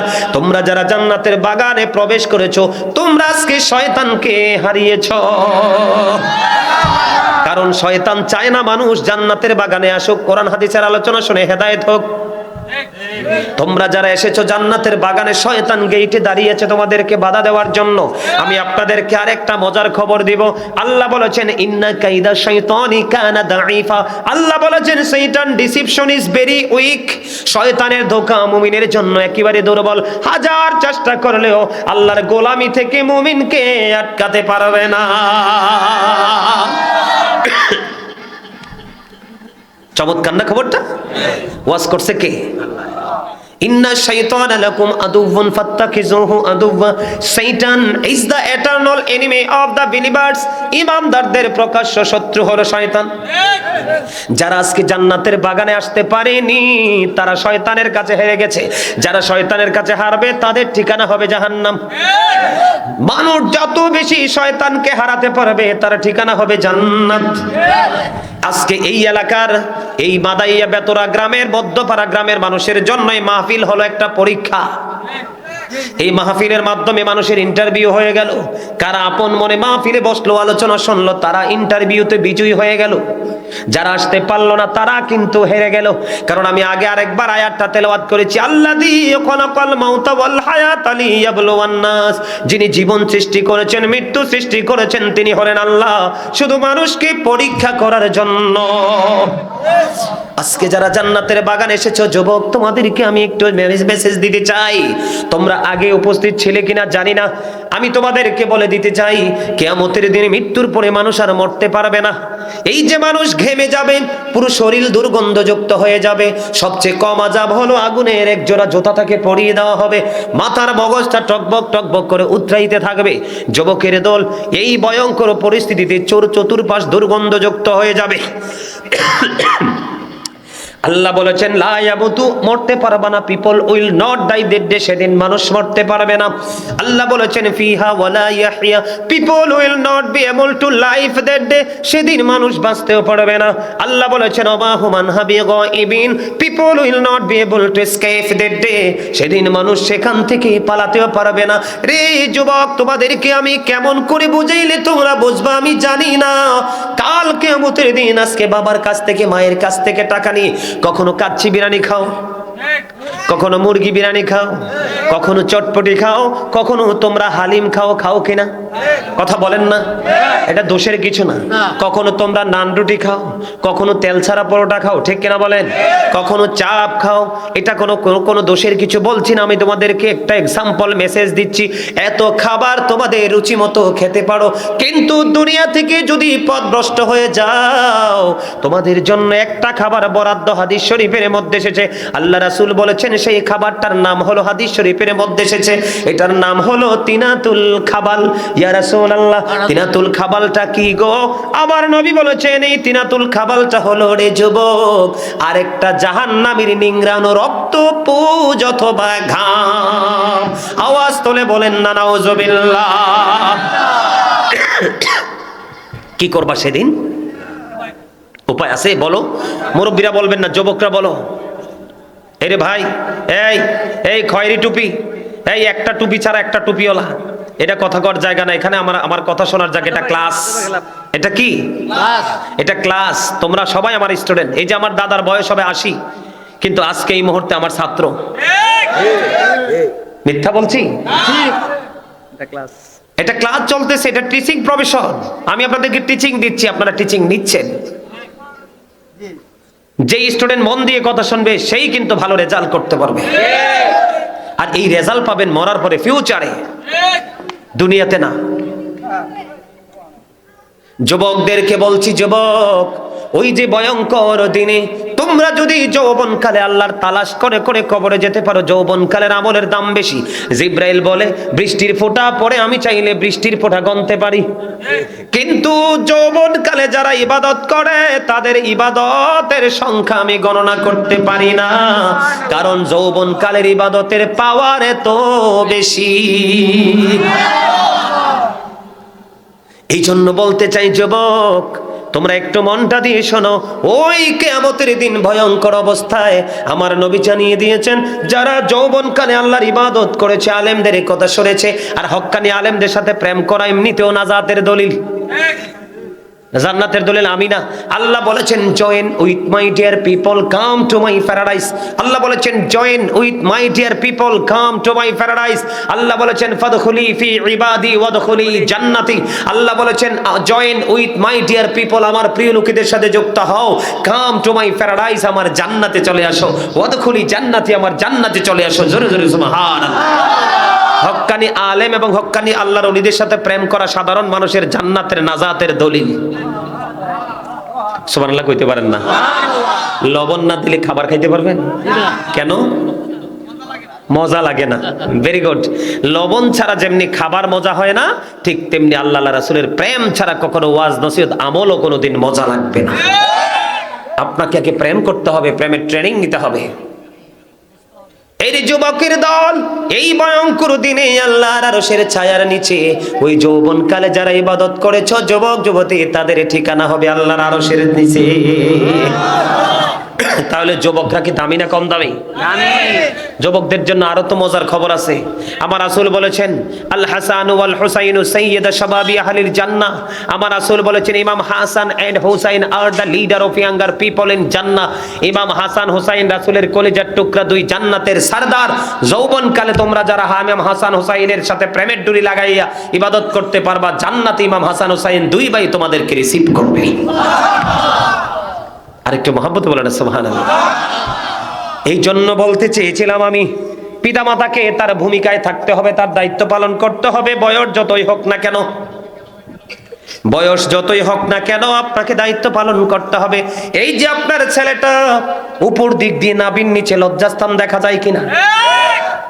নাভির উপরের জায়গাটা দেখো, কোনো সমস্যা নাই, কিন্তু নাভির নিচটা যখন দেখবেন, দেখবেন লজ্জিত চোখ নিচু হয়ে যাবে, কারণ তার লজ্জাস্থানটা ওপেন। নিচের দিক দিয়ে টাকনুর উপরে থাকার কথা লুঙ্গি, প্যান্ট, পায়জামা সব, নিচের দিক দিয়ে জুতার তলা ইনটেক থাকে, প্যানের তলা ক্ষয় হয়ে যায়, এত বেশি নিচে চলে যায়। যুবক, সূরা আরাফের 26 নম্বর আয়াতে আল্লাহ বলেছেন লিবাসুত তাকওয়া যালিকা খায়র। আল্লাহর কাছে সবচেয়ে উত্তম পোশাক হলো তাকওয়ার পোশাক। হুজুর গো, সেই পোশাকটা কি? উপর দিক দিয়ে থাকবে নাভি বরাবর অথবা নাভির উপরে, নিচের দিক দিয়ে থাকবে টাকনুর উপরে। এই পোশাক ইমানদার পুরুষের জন্য ফরজ। জালিকা খায়র আছে নিয়ম? অবশ্যই জালিকা খায়র আছে। আপনি ইমাম সাহেব? জি। মাশাআল্লাহ, লোকটা একদম হাসি খুশি সরল মনে হয়। আদর করেন ইমাম সাহেবরে। অনকাদ মসজিদের সেক্রেটারি, সভাপতি নষ্ট। ওকা মাহফিলে আমি ওকে দাওয়াত দেব, আর আমি আপনাদের দাওয়াত দিছি এই মাহফিলে, আবার আমি দাওয়াত দেব। হ্যাঁ হ্যাঁ, আছে না এরকম? ম্যাক্সিমাম নষ্ট, সুদখোর, ঘুষখোর, সিটার, বাটপার, টাউট। ইমাম সাহেব ওয়াজ করতে পারে না, জুমার দিনে মায়ের দিব দইরা। ঠিক কিনা বলেন?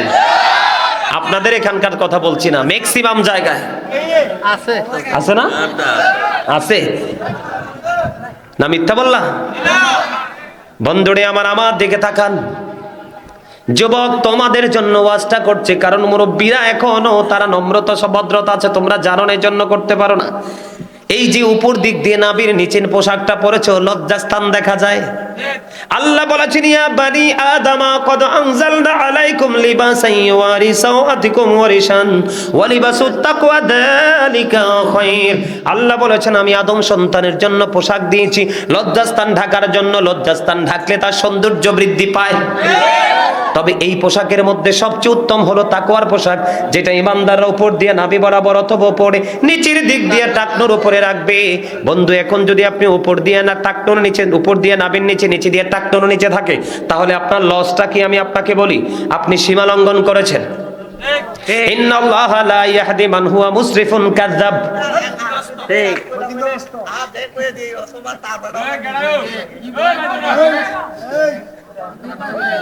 দূরে যাও দূরে যাও। আমার দিকে তাকান না কেন? বুখারী শরীফের মধ্যে সে যুবকের দল, তোমরা শোনো, যেই পুরুষের ইমানদার বেঈমানরা তো জাহান্নামী, তাদের কোনো হিসাব নেই, অনন্তকাল জাহান্নামী। যুবক, তোমাদেরকে বলছি, যেই পোশাকটা তোমাদের টাকটুর নিচে চলে যাবে তার ঠিকানা হবে জাহান্নাম। এখন এই পোশাক পরে নামাজ পড়লে হবে কিনা, একটা হাদিস শরীফ বলবো আমি আপনাদেরকে। আমার নবী মসজিদে অবস্থান করতেছেন, হঠাৎ করে একজন ব্যক্তি এসে নামাজের নিয়ত করে ফেললো। নামাজের নিয়ত করার পরে নবী বললেন, তুমি ওযু করে আসো। তিনি ওযু করতে গেলেন, ওযু করে এসে আবার নামাজের নিয়ত বাঁধলেন। নবী বললেন, তুমি ওযু করে আসো। তিনি আবার ওযু করতে গেলেন, ওযু করে এসে তিনি আবার বন্ধ নামাজের নিয়ত করলেন। নবী বললেন, তুমি ওযু করে আসো। বারবার কেন গো? ওযুর কথা বলছে, নবীর রহস্য নিশ্চয় আছে, ঠিক কিনা বলেন? নবী বারবার বলছেন, নিয়ত ভেঙে ওযু করতেছেন। ইয়া রাসূলুল্লাহ, কেন গো বারবার ওযুর কথা বলছেন? আমার নবী ডাক দিয়ে বললেন, বারবার ওযুর কথা বলার কারণ হলো, বারবার ওযুর কথা বলার কারণ হলো, এখানে সবচেয়ে বড় কারণ হলো বন্ধু, যেই পোশাক পরে সে নামাজে দাঁড়িয়েছে, সেই পোশাক পরে কিয়ামত পর্যন্ত নামাজ পড়লেও নামাজ কবুল হবে না, কারণ তার পোশাকটা টাকনুর নিচে।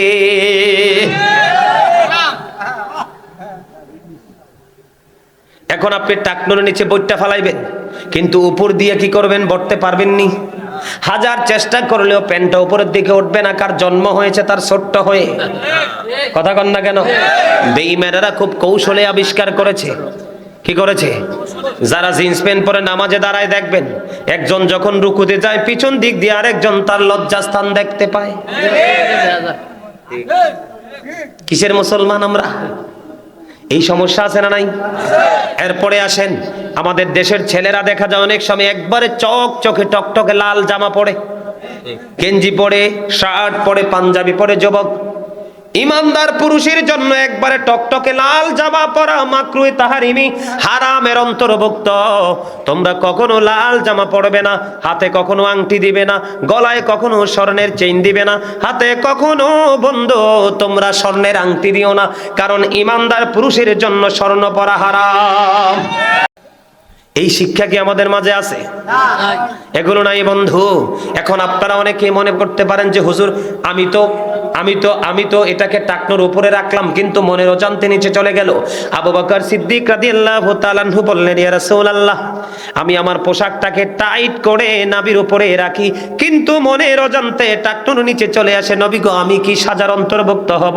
আমার নবী বলেছেন, যারা ইচ্ছে করে অহংকার করে টাকনোর নিচে ঝুলিয়ে ঝুলিয়ে পোশাক পরে, তারা সাজার অন্তর্ভুক্ত হবে। মনের অজান্তে যাদের লুঙ্গি পায়জামা নিচে চলে যায়, মনে হলে উঠায় ফেলে, তাদের জন্য কোনো সাজা নাই। সুবহানাল্লাহ বলেন না কেন? ইন্নাহু লা ইউহিব্বুল মুস্তাকবিরিন। বন্ধুরে আমার আল্লাহ জানিয়ে দিয়েছেন, আল্লাহ অহংকারীকে পছন্দ এমনিতেই করে না। আরো তুমি আল্লাহ রাসূলের বিধানকে ওভারটেক করে তোমার মতো করে পোশাক পরছো। মনে রাখবেন বন্ধু, যেই ব্যক্তি দুনিয়াতে গেটাবের পোশাক পরবে, তাকে কিয়ামতের দিন অপমানের পোশাক পরানো হবে। নাউজুবিল্লাহ বলেন না। আর যে ব্যক্তি ইচ্ছে থাকার পরেও তিনি অহংকারী পোশাক পরল না, কাল কিয়ামতের দিন আল্লাহ রাব্বুল আলামিন আল্লাহর প্রিয় মাহবুব বান্দাকে জান্নাতি সুসজ্জিত পোশাক পরিধান করাবে। এই জন্য শুধু মুসলমান হলে চলবে না, শুধু নামাজ পড়লে চলবে না, প্রত্যেকটা জায়গা আপনাকে আমাকে ঠিক রাখতে হবে। এবার আসেন, আপনাদের এলাকায় বিয়ে শাদীতে গান বাদ্যযন্ত্র হয় কিনা? হুজুর, এটি বাধা দিলে আপনারা বুঝেন না, ফুলানি করুন। ইমাম সাহেব দাওয়াতে যাইন না? দাওয়াতে যাইন না কেন জানেন নি? হাদিস শরীফের মধ্যে এসেছে, যেই মঞ্চে হারাম কাজ হবে সেই মঞ্চে কখনো ইবাদত হতে পারে না। আপনারা এটা মানবেন না মানবেন সেটা আপনাদের ব্যাপার, কিন্তু আমি আপনাদেরকে মেসেজ দিয়ে যাই। আর আপনারা সমাজের যারা মুরব্বী আছেন, আপনারা যদি দায়িত্ব নেন, সমাজের মধ্যে নোংরামি চলতে পারে না। প্রত্যেকের ছেলে মেয়েদের দায়িত্ব নিয়ে নেন, দেখবেন সমাজে কোনো ধরনের পাপ কাজ হতে পারে না। আমি আপনাদেরকে বলে 3টা হাদিস শরীফ শোনাবো, ছোট্ট ছোট্ট। আমার রাসূল বলেছেন, মাঠের মধ্যে পানি দিলে যেমনি ফসল জন্ম হয়, গান থেকে তেমনি ভাবে মানুষের অন্তরে নোংরামি জন্ম হয়। আমার রাসূল বলেছেন, গানের আসরে যাওয়া পাপী লোকেদের কাজ, কান দিয়ে গান শোনা ফাসিকদের কাজ, আর গান থেকে মজা নেওয়া কুফুরির অন্তর্ভুক্ত। আমার নবী বলেছেন, কিয়ামতের পূর্বক্ষণে একদল মুসলমানের চেহারা বিকৃত হয়ে যাবে, মাটির মধ্যে গ্রথিতকরণ করা হবে। ইয়া রাসূলুল্লাহ, তারা কি তাওহীদ মানবে না? নবী বলেছেন তারা তাওহীদ মানবে। তারা কি রিসালাত মানবে না? নবী বলেছেন তারা রিসালাত মানবে। আমার নবী বলেছেন, ইয়াসুমুন, তারা রোজা রাখবে, ওয়া ইয়াহুজ্জুন, তারা হজ করবে, ওয়া ইউসাল্লুন, তারা নামাজ পড়বে। ইয়া রাসূলুল্লাহ, তারা আল্লাহ মানবে, রাসূল মানবে, রোজা রাখবে, হজ করবে, নামাজ পড়বে, তারপরেও কি তাদের এই সাজা বহাল থাকবে? আমার নবী বলেছেন তারপরেও তাদের এই সাজা বহাল থাকবে। তার কারণ হলো তারা গান বাদ্যযন্ত্রের আসর বসাবে। জোরে জোরে নাউজুবিল্লাহ। The music and musical instrument will be increased. কিয়ামতের পূর্বক্ষণে গান বাদ্যযন্ত্র বেড়ে যাবে, আর এই গান বাদ্যযন্ত্র বেড়ে যাওয়া কিয়ামতের আলামত।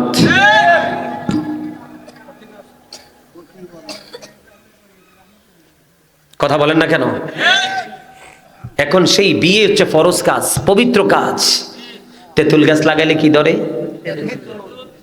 লাগাইছেন তেঁতুলের দানা, কিছুদিন পর উঠছে তেঁতুলের সারা, এটা বড় হইয়া ধরছে তেঁতুল, তেঁতুল ফাইক্কা নিচে পড়ছে, আপনি কামড় দিয়ে দেখেন টক, একই টক, চুলদারি সব খারাই গেছে। কারণ আপনি তেঁতুল গাছের নিচে দাঁড়াইয়া দাঁড়াইয়া যদি কোন, আল্লাহ আমি তো মনে করছিলাম গাছে ল্যাংরা আম ধরবো, ঠিক না? আপনি যদি গাছের নিচে দাঁড়াই দাঁড়ায় কোন, আরে আমি তো ভাবছিলাম গাছে ল্যাংরা আম ধরবো, সুক্কা তেঁতুল। বন্ধুরে আমার, বলার কারণ হলো এক্সাম্পল দিয়েছি আপনাদেরকে। আপনি যখন গান বাদ্যযন্ত্র বাজাইয়া বীর পিড়িতে বসবেন, আপনাদের ঘরে সন্তানটাও মিউজিক হয়ে আসবে। হাজার চেষ্টা করলেও সেটা মাদ্রাসায় পড়বে না, এটাই কইব ইংরেজি স্কুলে পড়াও, আমি ডান্সিং কম্পো দিব। কথা কন না কেন? না মিথ্যে বললাম?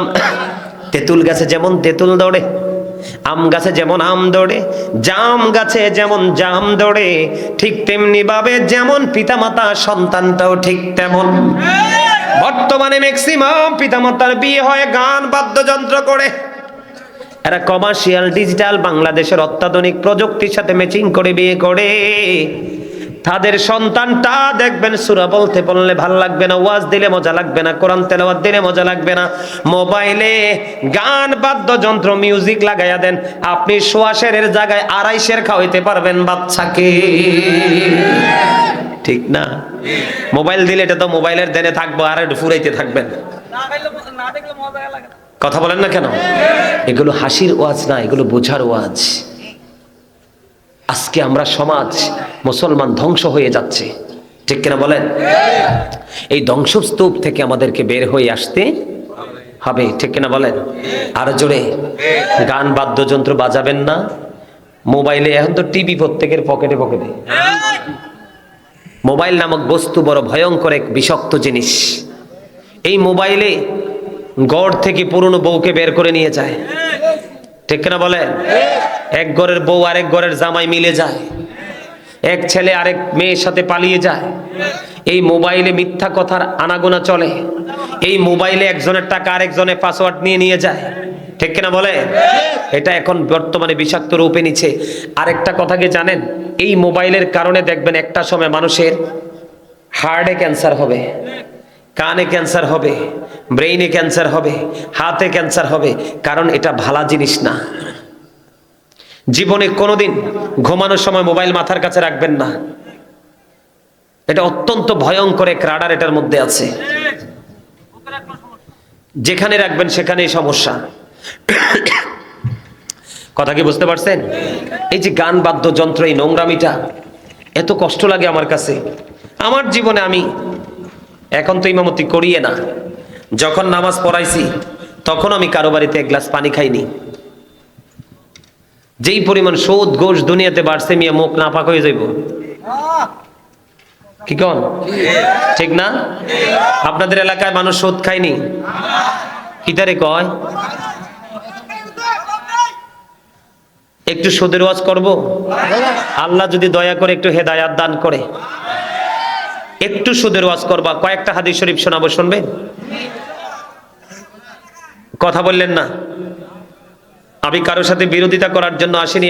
আমার লক্ষ্যকে আমিও বাঁচবো, আপনাদেরকেও বাঁচাবো। অর্ডার কার? আমার দিকে তাকান। হযরতে আবু হুরায়রা রাদিয়াল্লাহু তাআলা আনহু থেকে হাদিস কানা বর্ণিত, আমার নবী বলেছেন, যেই ব্যক্তি সুদ খাইলো, সুদের 70টা স্তম্ভ কয়টা? 70 নাম্বারটা হলো যেই ব্যক্তি সুদ খাইলো সেই যেন তার মাকে বিবাহ করলো। আরে জোরে কর না, নাউজুবিল্লাহ মিয়া। যেই ব্যক্তি 1 টাকা সুদ খাইলো সে যেন 36 বার জিনা করলো। হাদিস শরীফ। সামুরা ইবনে জুনদুব রাদিয়াল্লাহু তাআলা আনহু থেকে বন্ধু হাদিস কানা বর্ণিত, আমার নবী বন্ধু স্বপ্নের ব্যাখ্যা দিতে গেলেন। হাদিস শরীফের মধ্যে এসেছে লম্বা হাদিস শরীফ।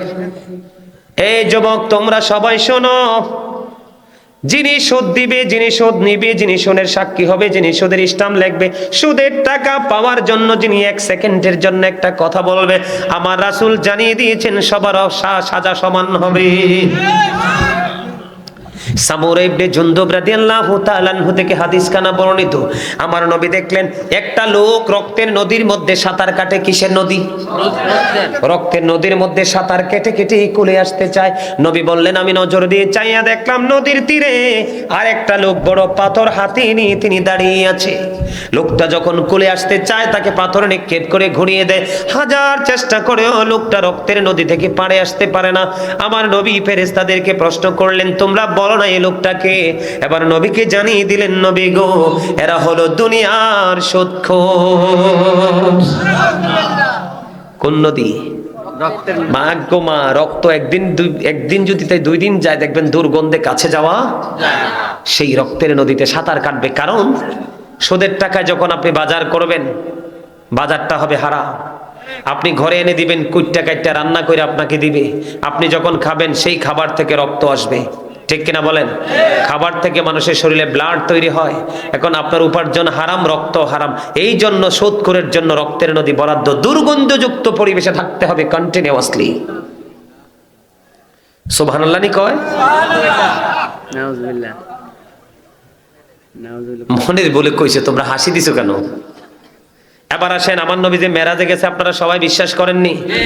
এখন তো কিছু মৌলবী বাড়িছে নবীর মেরাজ মানতে রাজি নাই, ঠিক কিনা বলে? বাড়িছে তো, বহুত বাড়িয়ে গেছে। আপনারা সাবধান থাকতে হবে, কারণ আপনার কবরে আপনাকেই যেতে হবে। এই জন্য আপনার ইমানকে আপনি শক্ত রাখতে হবে। আপনাদের মুরব্বীরা যে ইসলাম মাইন নাইছেন, আপনারা মুরব্বীরা যে ইসলাম মাইন নাইছেন আগের থেকে, আপনাদেরটা রাইট। এখন যেটা আবিষ্কার হইতে সেটা নাপিত মার্কা, নাপিত। হ্যাঁ দাদা ঠিক আছে, মানেও নাই, মানবেন না।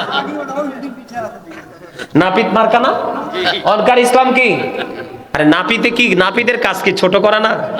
কথা কয় না। নাপিতের কাজ কি? ছোট করা। এখন আবিষ্কার হচ্ছে নাপিত মার্কা ইসলাম।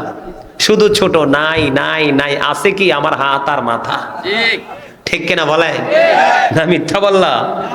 বন্ধুরে আমার নবী বন্ধু মেরাজে যখন গেল, মেরাজে যাওয়ার পরে বন্ধু জাহান্নামে একটা সম্প্রদায়ের দিকে নজর দিল। চাইয়া দেখলো এক একটা মানুষের পেট এক একটা ঘরের মতো বড় বড়। জিব্রাইলকে বলল, ও জিব্রাইল, বলো না মানুষগুলো কে রে? তাদের পেটটা এত বড় বড় কেন রে জিব্রাইল? এবার জিব্রাইল বলল, ইয়া রাসূলুল্লাহ, ইয়া হাবিবাল্লাহ, এরা হলো দুনিয়ার সুদখোর। নবী বলতেছে, জিব্রাইল রে, আমি পেটের মধ্যে শুধু সাপ আর বিচ্ছু দেখতে পাই। সুদখোর বড় ভয়ঙ্কর। এদের সাথে কোনো ধরনের সম্পর্ক রাখা যাবে না। প্রেম প্রীতি করা, আত্মীয়তা করা, তাদের দান সদকা আমল আকলা কিচ্ছু কাজে লাগবে না। কারণ মাথা থেকে পা পর্যন্ত পুরো বডি নাপাক। কি বুঝতে পারছেন? সম্মানিত উপস্থিতি, এই সুদ কি লাভ কন্ত টাকা পয়সা দিয়ে? মানুষ কি জীবনে কিছু নিয়ে যেতে পারে? এই সন্তানকে বাড়ি বানাইয়ে দেওয়ার জন্য, গাড়ি বানাইয়ে দেওয়ার জন্য সুদ খাচ্ছেন। কেন খাচ্ছেন? আল্লাহ রাব্বুল আলামিন কোরআন শরীফের 19 পারা সূরা শুআরার 88 নম্বর আয়াতে বলছে, ইয়াউমা লা ইয়ানফাউ মালু ওয়ালা বানুন। আপনার সন্তান সন্ততি ধন সম্পদ কিচ্ছু কাজে লাগবে না। এগুলো বরংস আপনাদেরকে কালসা বই উল্টো সবল দিবে। আপনি আজকে বাড়ি যে বলেন না আপনার ছেলেকে, ছেলের বউকে আমার করোনা হয়েছে, আপনার সীমানায় পাড়া দিবে না। আপনাকে ঘর থেকে বের করে আশ্রমে পাঠাবে। এই করোনা কালে আমরা দেখছি বাবা মরে আছে ওই রুমে, সন্তান তাকায় না। তো কার জন্য করছেন? ওয়ারিশের ভবিষ্যৎ রচনা করছেন নিজের ভবিষ্যৎকে মেরে। বুদ্ধিমান মানুষ হলো নিজের ভবিষ্যৎ আগে রচনা করব, তারপরে ওয়ারিশ। কারণ আমি আগে বাঁচবো, তারপরে তোমাকে বাঁচাবো। আমি নিজেই যদি বাঁচতে না পারি, বাঁচাবো কি করে? এই জন্য আগে আপনাকে নিজেকে বাঁচতে হবে, তারপরে আরেকজনকে বাঁচানোর চেষ্টা। সম্মানিত উপস্থিতি, ইন্না সলাতা তানহা আনিল ফাহশাই ওয়াল মুনকার, নামাজ মানুষকে খারাপ কাজ থেকে বাঁচিয়ে রাখে। সম্মানিত উপস্থিতি, হযরতে আবু যর রাদিয়াল্লাহু তাআলা থেকে হাদিস খানা বর্ণিত, আমার নবী শীতের দিনে বের হলো। আপনাদের এলাকায় মেহগনি গাছ আছে নাকি? দেখবেন অনেক গাছ ঝরে গেছে, অনেক গাছের কিছু পাতা আছে, দেখবেন 2 দিনে ঝরে পরিষ্কার হয়ে যায়। আছে না? এই দিন আসলে এটা হাদিস শরীফের সাথে মিল আছে। আমার নবী শীতের দিনে বের হলো, বের হওয়ার পরে নজর দিয়ে দেখলেন গাছের পাতা বিরামহীন ভাবে ঝরে ঝরে পড়ছে। এবার আমার নবী আবু যরকে ডাক দিলেন। আবু যর উত্তর দিল, লাব্বাইকা ইয়া রাসূলুল্লাহ। আমার নবী গাছের পাতা যখন ঝরতেছে, গাছের ডাল ধরলেন। কি করলেন? গাছের ঢাল ধরলেন। গাছের ডাল ধরার পরে আপনার বিরামহীন ভাবে গাছের পাতা ঝরে পড়ছে। আমার নবী ডাক দিয়ে বলে, আবু যর। আবু যর উত্তর দিল, লাব্বাইকা ইয়া রাসূলুল্লাহ। আমার নবী ডাক দিয়ে বলে, আবু যর, চাইয়া দেখো রে, শীতের দিনের কারণে গাছের পাতা কেমনে বিরামহীন ভাবে ঝরে ঝরে পড়ছে। গাছের পাতা যেমনি ঝরে ঝরে পড়ছে রে আবু যর, আল্লাহর বান্দা যখন নামাজের মাধ্যমে আল্লাহর কুদরতি কদমে সিজদা দিবে, ওই গাছের পাতার মতো তার জীবনের গুনাহগুলি ঝরে যাবে। আসছে লাইলাতুল বরাত, সুবর্ণ সুযোগ, ভাগ্য রজনী। আল্লাহ সব বরাদ্দ করবে এই রজনীতে। আমিন। সারা রাত ইবাদত করবেন, ফজর পরে ঘুমাবেন। আমিন। ইনশাআল্লাহ বলেন না? ইনশাআল্লাহ। বিরক্ত হইেন না। আল্লাহ কিন্তু আপনাকে দিতে বিরক্ত হয় না। আপনি কেন আল্লাহকে ডাকতে বিরক্ত বোধ করেন? কথা কি বুঝতে পারছেন? প্রয়োজনে দিনের বেলা ঘুমাবেন বেশি করে। কথা কি বুঝতে পারছেন? সম্মানিত উপস্থিতি, আর আলোচনা করব না, অনেক আলোচনা হয়ে গেছে। আরে দোয়া তো করবই। আপনারা সকলেই 5 ওয়াক্ত নামাজ পড়বেন। আরেকটা ছোট্ট একটা হাদিস শরীফ শোনাবো, মনে হয়েছে এখন শেষ বেলায়। ছোট্ট একটা হাদিস শরীফ, কোরআন শরীফের 29 পারা সূরা কলামের মধ্যে আল্লাহ বলেছেন, ওয়া ইন্নাকা লাআলা খুলুকিন আযীম, you are a good character. আমার নবী ছিলেন উত্তম চরিত্রবান। কি কোন? আরে এই আমি করবো, একটু বইয়েন, একটু বইয়েন। ওদের আবদার করছে, আবদারটাকে পূরণ না করলে মুরব্বী মানুষ কষ্ট দিব না। এখন বলে, হুজুর আমাদের নবী উত্তম চরিত্রবান, এখানে আসলেন কেন?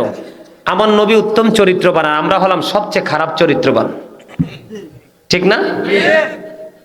কেন আসলাম? আমার দিকে তাকান। আল্লাহ রাসূল বলেছেন, মানুষের উত্তম চরিত্র তার জীবনের গুণাগুলোকে এমন ভাবে ধ্বংস করে দেয়, যেমনি বরফের চাকে পানি লাগলে যেমনি বরফ গলে যায়। সুবহানাল্লাহ। আমার ওয়াজ তো বুঝে না, দুর্বল হয়ে গেছে। দুর্বল না, সকলে। বরফে পানি লাগলে কি বরফ থাকে? নবী বলেছেন, উত্তম চরিত্র মানুষের জীবনের গুণাগুলোকে এমন ভাবে ধ্বংস করে, যেমনি পানি লাগলে বরফ ধ্বংস হয়ে যায়। আর খারাপ চরিত্র মানুষের আমলকে এমন ভাবে ধ্বংস করে দেয়, যেমনি মধুর মধ্যে সিরকা পড়লে মধু যেমনি ধ্বংস হয়ে যায়। এই জন্য আমাদেরকে উত্তম চরিত্রবান হতে হবে। আমাদের আমল নাই তো। এই আমার দিকে তাকান। আপনি সারা জীবন ইবাদত বন্দেগী করবেন, নামাজ রোজা করবেন, দান সদকা করবেন, কিন্তু কোনো ফায়দা পাবেন না যদি আপনার ব্যবহারটা সুন্দর না হয়।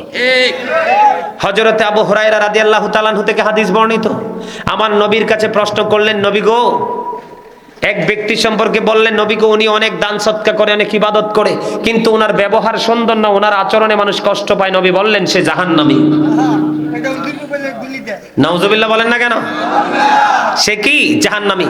আরেকজন মহিলার দিকে ইঙ্গিত করে বললেন, নবী গো, ওই মহিলাটা তো দানও করতে পারে না, ইবাদতও করতে পারে না, কিন্তু তার ব্যবহারে তো সুন্দর, তার ব্যবহারে মানুষের কলিজা ঠান্ডা হয়ে যায়। আল্লাহ রাসূল বলেছেন, সে জান্নাতি। এই জন্য আমাদেরকে সব ঠিক করতে হবে।